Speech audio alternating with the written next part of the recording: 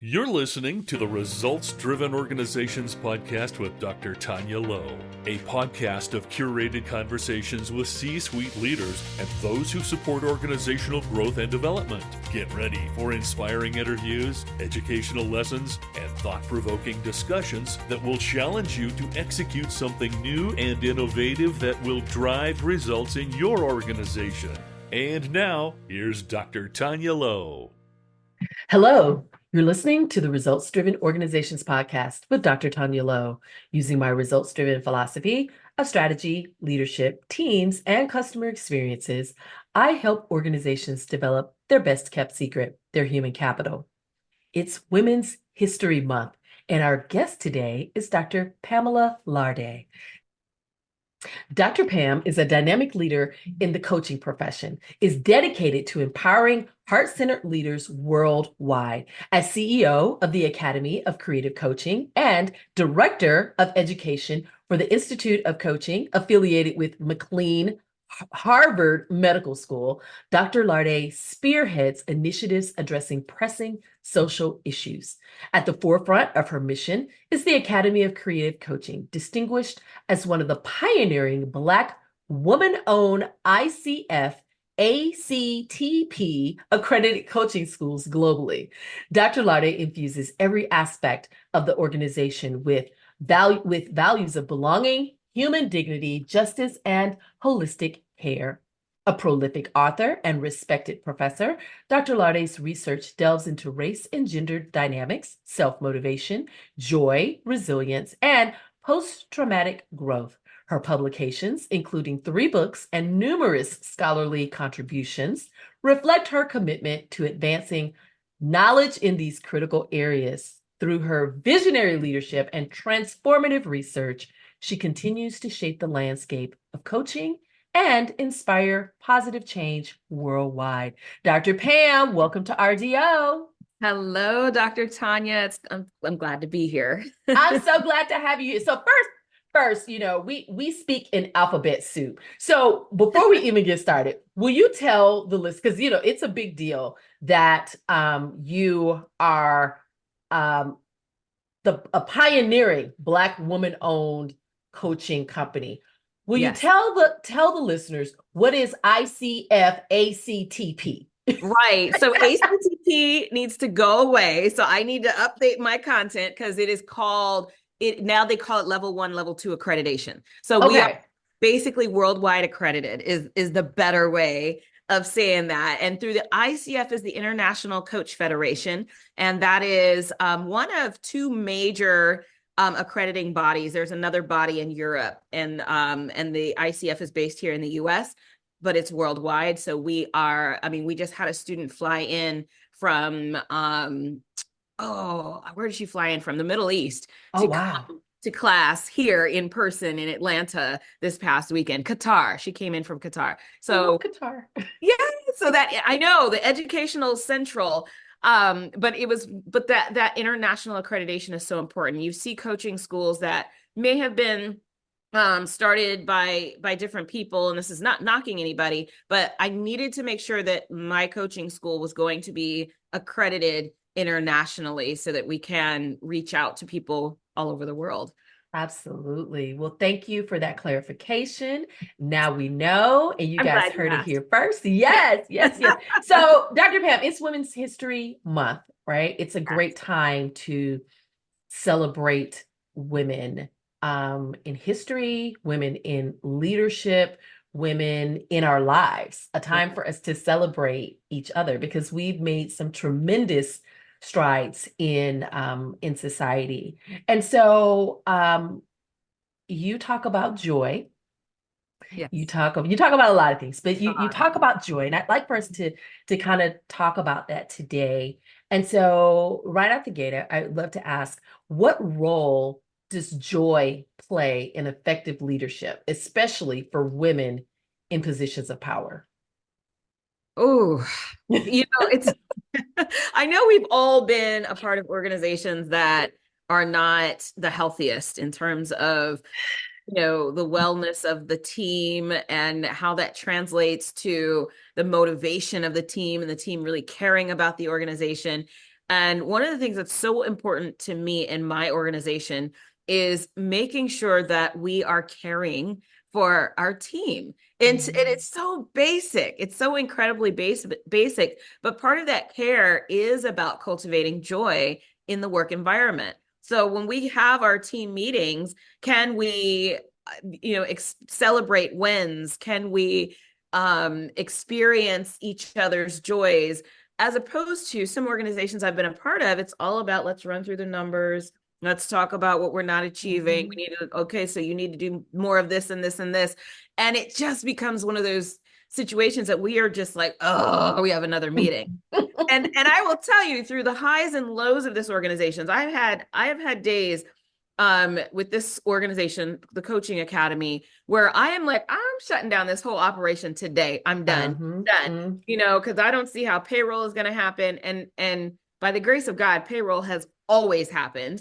But I'm not going to go into our next meeting and say, so these are the numbers, and we're not going to make it, and I don't think payroll is coming. And like, why would we do that? But this is what organizations do. And when we cultivate joy, it's not that we are slathering joy on top of a bunch of mud. That we are learning how to find those gems that we can celebrate as we are working through the challenges that we're going through. I love that. We're not slathering joy on top of the mud. The mud may be there, but in spite of the mud, right? That we find this place of gratitude. So from what I hear you saying is that joy connects us. It does. It really does. And we get to choose. Do we want joy to connect us, or do we want our trauma to connect us? What are we doing as an organization, and how do we want our people to be connected?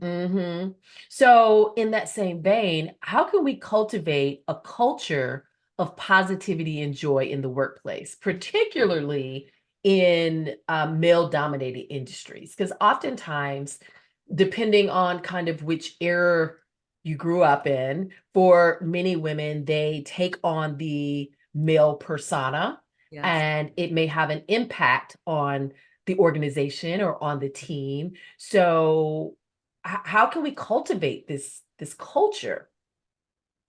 Yeah, oh gosh. So there's so many layers to this. I mean, stepping into this arena of coach training schools, in which I looked around when we first started, there were no other Black female leaders of these organizations. So what is the model I'm going to follow? And as you know, there are many male leaders of coach training, of coaching initiatives, and so forth. So I had a decision to make. Am I going to emulate what I'm seeing, or am I going to look at the gaps and create something that is connected to the values that I have as a woman, as a Black woman, as a mom, as somebody who values creativity, as a scholar? And so I had to look at all of those different elements of my identity and make a decision about how I'm going to integrate those things, trust in my identity enough to integrate those things as core values of my organization, as opposed to trying to emulate what I see the rock stars doing. And that's tempting,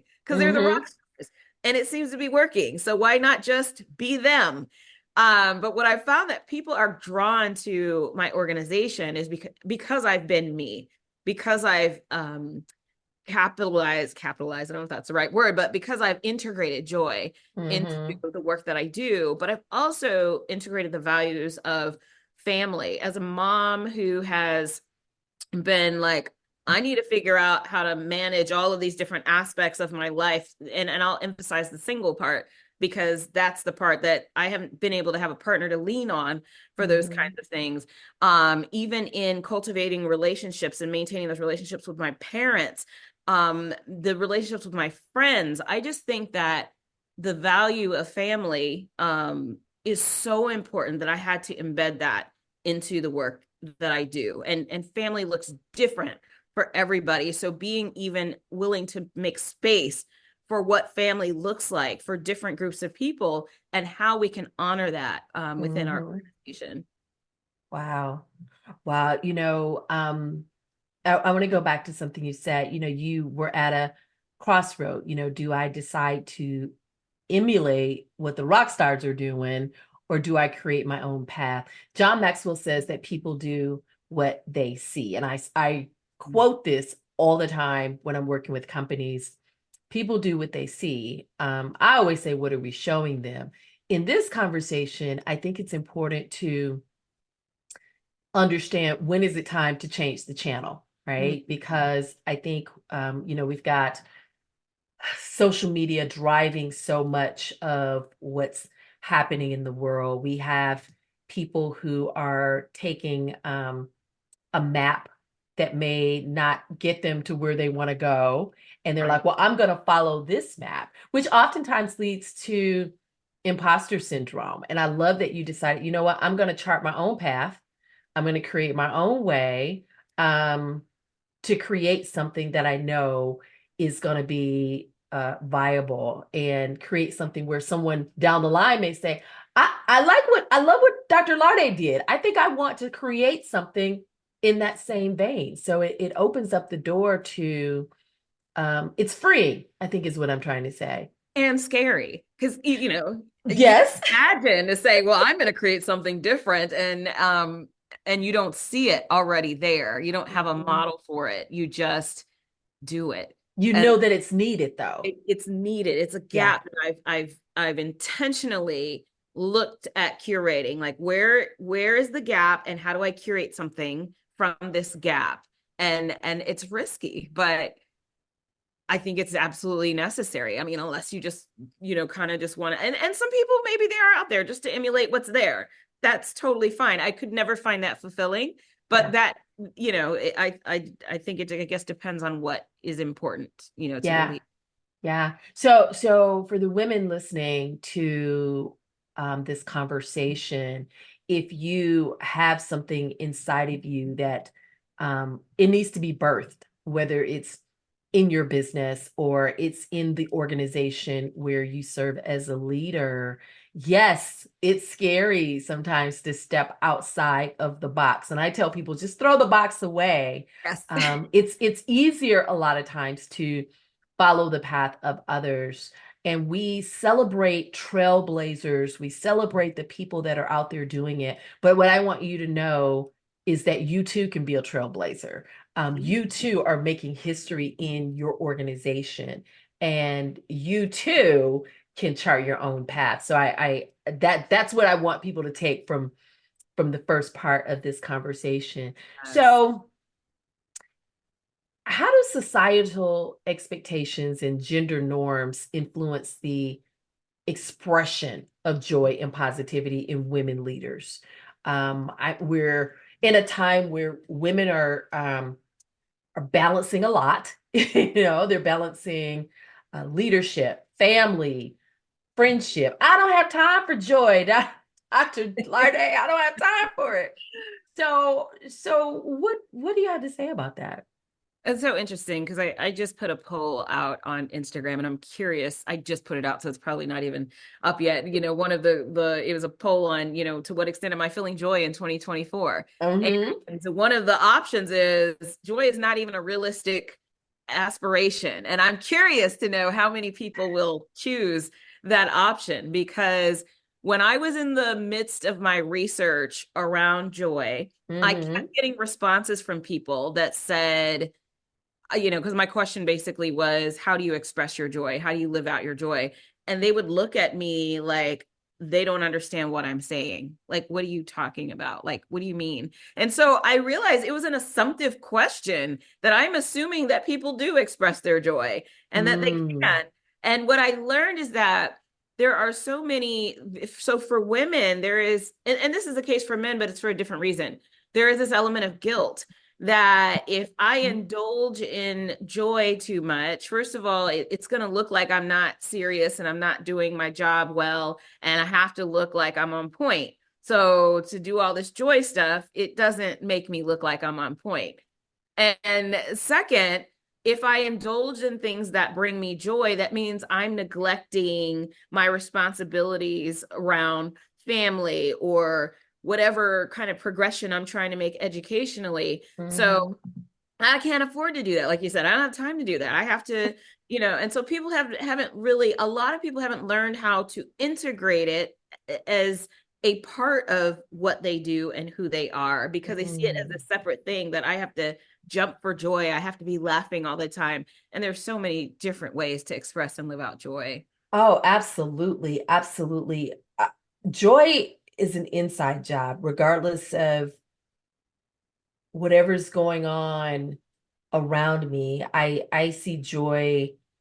Joy is a decision for me. It's a decision. And, you know, you talked about how they haven't figured out how to integrate joy. Do you have some suggestions on how women leaders can start integrating joy into their lives that is not such a burden or a heavy lift? Because all those things that you said that women may think about, they're all myths. Like there's small incremental things that we can do to increase our joy. And when we increase our joy individually, we can spread it to our teams and then start multiplying that. And now we have a joy-filled organization. Exactly. And imagine the productivity of a joy-filled organization versus one that is like, we have another meeting, you know?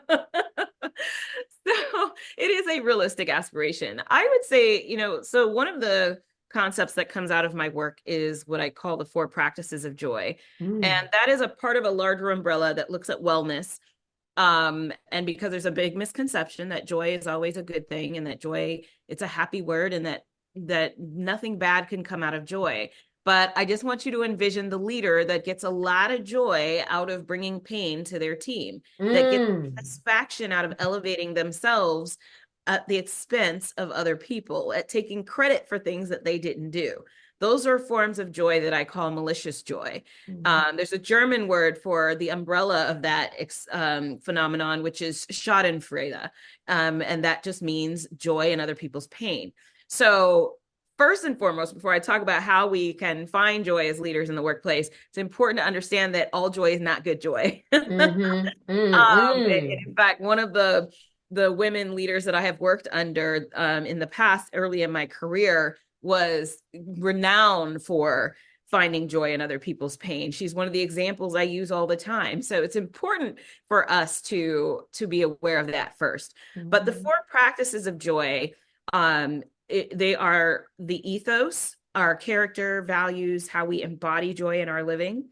So that might be service. I get joy out of, you know, cooking for others, or I get joy out of, you know, whatever that is. That's our ethos. Then we have the experience of joy. So those are those things that we create.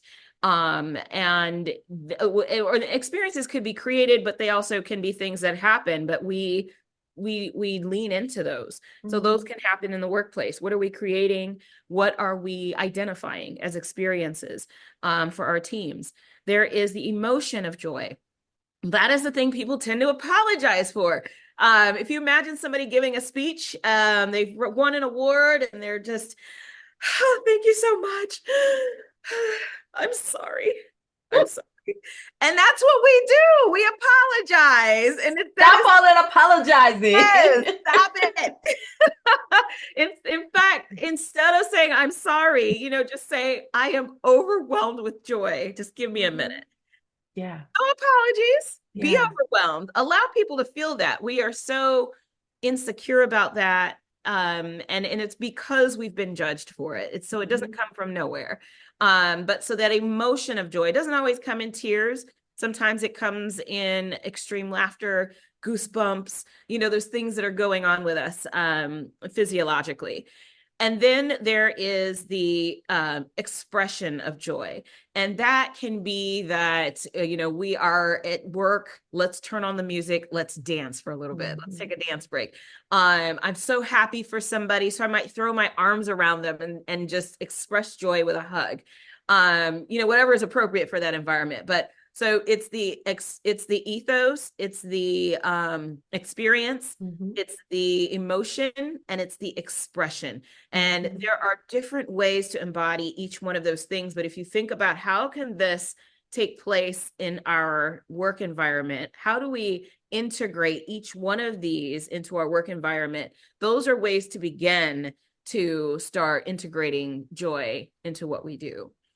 Ooh, thank you for sharing that. The 4 practices of joy: ethos, experience, emotion, and expression. So for the women listeners, and of course, anyone listening, but because it's Women's History Month, we're talking about the women this month. Yes. I want you to write all these down, write all 4 of them down, and think about where and how you can incorporate this in your life. And if it starts to feel overwhelming, start with one at a time. You don't have to do it all at once. And be okay with who you are. I notice a lot of my students, they will apologize for just, sometimes it's almost like I'm apologizing for being here. And Yeah. it's okay to have emotions. It's Right. okay to feel sad. It's okay to feel happy Right. and be happy for others.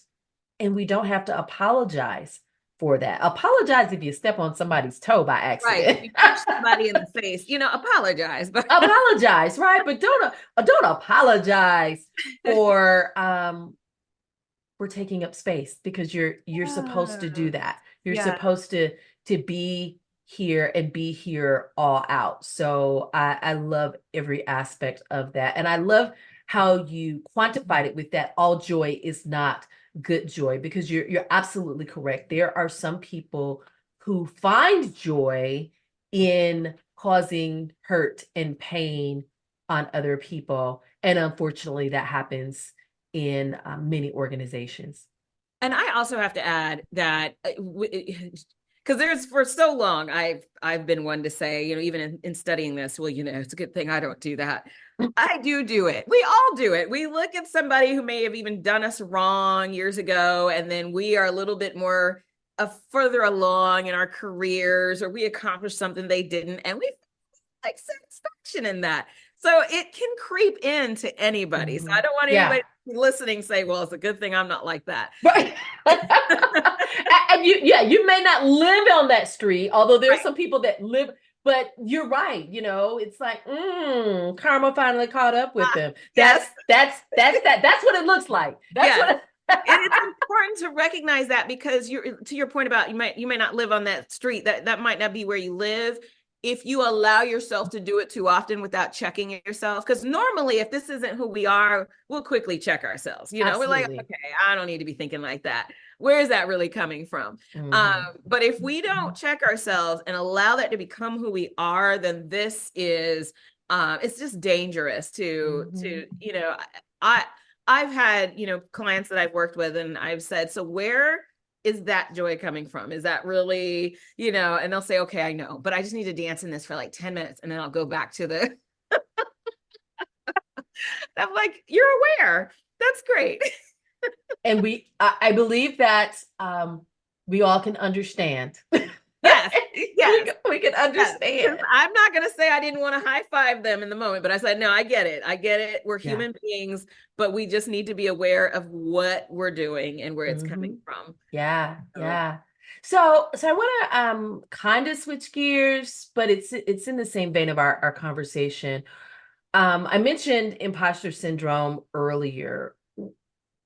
It seems to be showing up a lot. We're hearing about imposter syndrome more, I think, more now than before. So I'd like for you to kind of maybe share some strategies that women can employ to overcome imposter syndrome and embrace their true, authentic selves as leaders, all while fostering joy in their work. If we can put all those pieces together.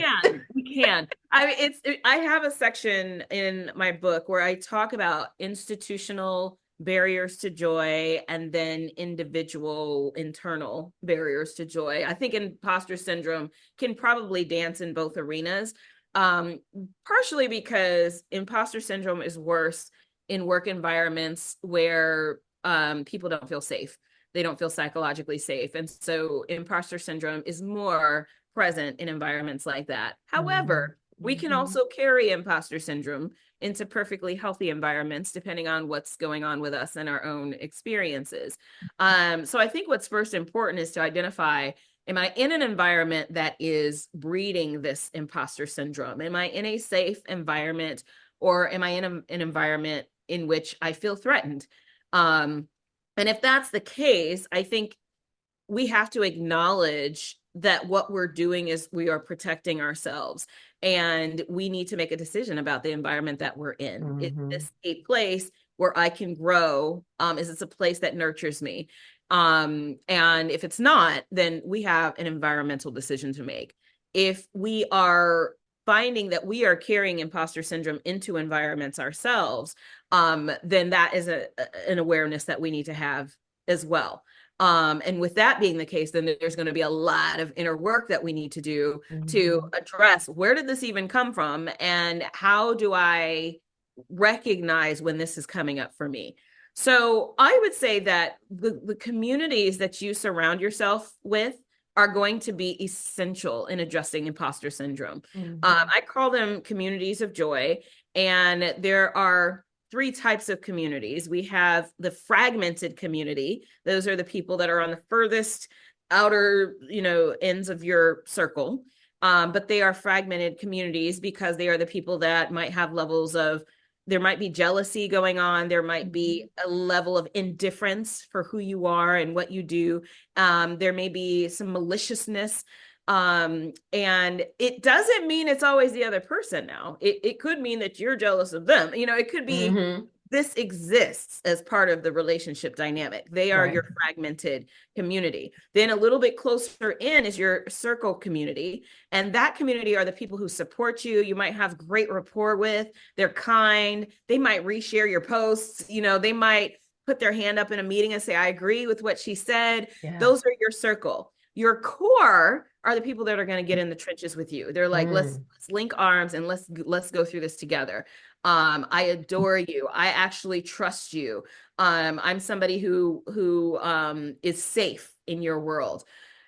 When we can identify our communities of joy and where they are and who the people are, and it doesn't mean like if somebody is your relative, they're automatically your circle. We know that, right? They in your fragmented community. And then by the same token, a coworker can be in your core. So being aware of who is supposed to be where, who is supposed to be closest to you versus who needs to be at arm's length from you is going to be essential for situations in which you are experiencing imposter syndrome, because you can call them, you can process with them, they know you, your core, they can affirm you. And those, it is people that help pull us out of those situations. So those are casual relationships. But if we're talking about, coaching, somebody can use a coach to help them identify some of those things and start exercising confidence and recognizing the strengths that they do have. So I think a combination of our personal relationships with professional relationships that we can foster are going to be those keys to getting us out of imposter syndrome. Now, I know that's a broad stroke. I said relationships essentially, as opposed to, some key steps. And those key steps are going to really depend on what is your source of imposter syndrome. Is it the environment? Is it from within? And then there's going to be, steps that apply accordingly. I love how you broke that down. I don't think I've heard it broken down like that, of your source of imposter syndrome. Do you carry it, or is it environmental? And as you were talking, I kept thinking about psychological safety. Is this workplace safe? Am I creating a safe place for the people on my team because of how I show up? And then I think it's important, as you talked about the community of joy, it's very important to know the difference in where people are and where you may need to move them. Like, this person is a little too close, so I need to move them over here. Yeah. And do it without apology. Do it without guilt, because that will help you get closer to your joy. Instead of holding on to toxic people, places, things, behaviors. Out of obligation Out of or obligation. That's the word. yeah, yeah. Yeah. And you know, at the beginning of talking about this, as I was sort of crafting this, the question arose from like my peer reviewers, why would you have a fragmented community, including your community of joy? Well, it's important to know who those people are, because they will, communities of joy don't mean that everybody in it brings you joy. There's going to be a segment of people that will suck the life and the joy out of you. And if you do not recognize them, you will inadvertently bring them way too close. Yeah. Yeah. Thank you for sharing that. So Dr. Pam, can you know, we've talked about a lot. We've talked about a lot that I believe that our listeners can take away and start applying today. Can you discuss the importance of self-care practices in sustaining joy and resilience for women in leadership positions? I'm still hearing women say, you know, I don't have time to, I don't have time for self-care or self-care. I think of that self-care is something that needs to be at the top of the list. Absolutely. Instead of the bottom of the list. That, oh, it's something that I'll just kind of get to whenever I get to it, until you're forced to get to it. Like, don't put yourself in a position to crash and burn, or I feel the burn, I'm trying to avoid the crash. I lived in that place for a long time. But to create self-care practices, just like taking a shower, brushing your teeth, you know, basic, right? Yeah, it's a part of what you do. So can you discuss the importance of that? Right. You know, I think it's important for leaders, and I will focus specifically on women leaders, to understand the impact they have on their teams. Self-care is important for yourself. Absolutely. Some people speak in the language of productivity and success and their teams and all of that. And with that being the case, even if we take it back to imposter syndrome, imagine the leader of an organization or the leader of a division who is struggling with severe or just any level of imposter syndrome. What does this person then do to their team members out of the need to cover that up, out of the need to not be shown as an imposter? There are so many different toxic behaviors that can roll out of that alone, the leader struggling with that. So let's then take it to the leader struggling with not taking care of herself. She is tired all the time. She is not feeling healthy in her body. Maybe there's gut stuff going on. Maybe there's tension and stress. All of that stuff rolls over into your team. And you can think you're hiding it, but it shows up like the dark cloud, it shows up. We see it every day. You're not hiding it. You are not hiding it. You are not hiding it. So you have a decision to make. Your decision is, am I going to stop faking it and start taking care of myself, which is for more importantly than the team, but for my own livelihood, so that I can really continue this work that I want to do, this work that I think that I'm supposed to be doing here. How do I keep going? And so first of all, it is admitting to yourself, I need to do a better job of caring for myself. And it's two-tiered, so that I can protect this vessel that I'm living in, and so that I can protect the team that I'm responsible for, because I can't protect either if I'm not in a good place. So then it begins, how do I make sure that I've got the basics covered, that I'm getting rest, that I'm eating well, that I'm moving regularly, that I'm working on my mindset, which could be meditation, reading, the different things that really rest the mind, but also exercise the mind. And then what am I doing spiritually for myself? And so if we look at ourselves in each one of those areas, how do we make sure that we are nurturing each one of those areas? And you can start with baby steps, but you have to start somewhere if you want to be sustainable in your own life and as a leader of the people that are looking up to you and counting on you. That's good stuff. That's good stuff. Start with yourself. Know that self-care is not just about you, but it's about the people that are on your team, in your organization, and start with baby steps. When you, as a woman leader, once you make self-care a priority, you make it okay for your team to make it a priority. This is one of the things, you're going back to people do what they say. And so you're modeling this, no, we've been working on this project for, days and nights on end. No, you take the next couple of days off. No, you get some rest. You go spend some time with your family. Creating that where it's okay.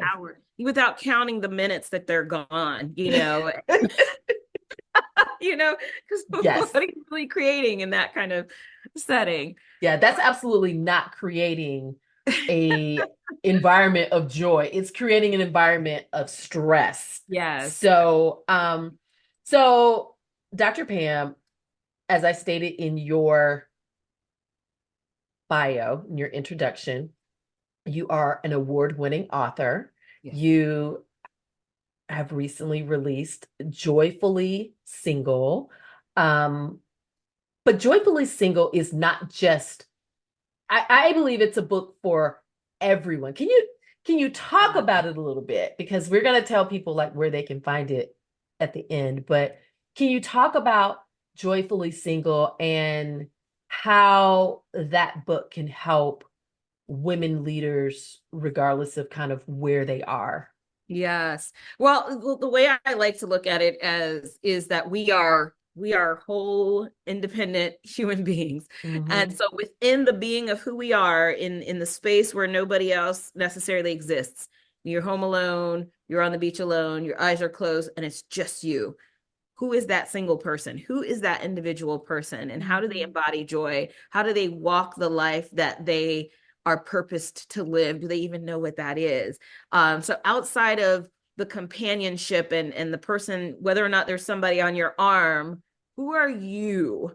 If you get to the core of who you are, who are you? And I've had married couples read this book and talk about how it has challenged them to individually cultivate their own joy and to bring that into the home together after they really understand what it means to embody that for themselves. And I can see the same as being the case for leaders, because as leaders, in some sense, we can look at ourselves as independent, single, whatever the word is that you would use, like independent contributor, as head of household. But if I even consider my own company, I have myself and I have my COO, and we are kind of the two heads that figure out like what direction are we moving in this organization. But at some level, it is just me, CEO. And at some level, it's just him, CFO. And there are moments where we have to be in our individual selves and make our own individual decisions and run our individual teams. So how are we operating in our own joy and sense of purpose? The subtitle is A Revolutionary Guide to Enlightenment, Wholeness, and Change. And those are the key threads. How do we find our enlightenment? How do we recognize our wholeness? Because we are whole already. And already. And then how do we engage in the work of change where it is needed? Great. Thank you. Thank you so much for sharing that. So what are you reading that we should be reading? So there is, Brene Brown has a colleague named Karen Walrond, and she's actually written 2 books. And the one that I'm reading right now is Radiant Rebellion. And I'll read you the subtitle. I hope it doesn't start talking to me because I'm looking at my audiobook here. So like, I love the title already. So my God. Radiant Rebellion. And the subtitle is Reclaiming Aging, Practicing Joy, and Raising a Little Hell. I love it. Yes. That book is amazing, amazing. And when she talks about reclaiming aging, she is talking about the age range that I am stepping into, things that I've been experiencing and things that my circle, including you, have been like, yep, I know what she's talking about. And so it is probably more informative than any doctor I've sat down and talked to, because she has figured out which doctors will actually tell you the truth. Wow. And give you some helpful information. I'm like, gosh, I wish I had this information 2 years ago. But and it's not a medical book by any means. It's just, it's just amazing. You got to check it out. Awesome. Awesome. I hope you enjoyed this episode. We've been chatting with Dr. Pamela Larde, CEO, award-winning author, change agent. Visit the show notes to see how to connect with Dr. Pam. Be sure to grab a copy of her newest book, Joyfully Single, and Results-Driven Organizations, the 4 Keys to a High-Performance Workplace. You can use the links in the show notes page, and make sure you grab our special gift to you for being a valuable listener. Until next time. We hope you enjoyed this episode of Results Driven Organizations podcast with Dr. Tanya Lowe. Be sure to review the show notes for the resources mentioned, and don't forget to grab your free gift available at freegiftfromtanya.com. Until next time.